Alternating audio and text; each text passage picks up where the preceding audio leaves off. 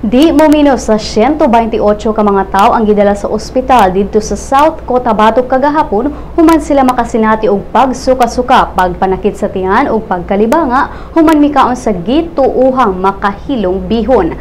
Ang mga biktima mga residente sa Barangay Taconel, Lake Cebu, South Cotabato ug pulos sila miyembro sa religious group nga Salvation Army.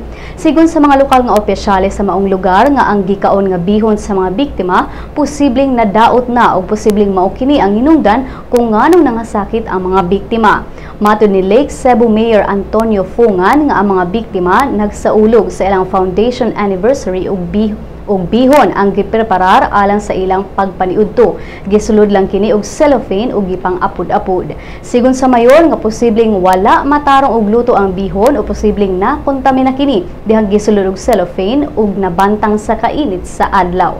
Ang mga biktima gihatagan na og mga tambal, relief assistance ug distilled water.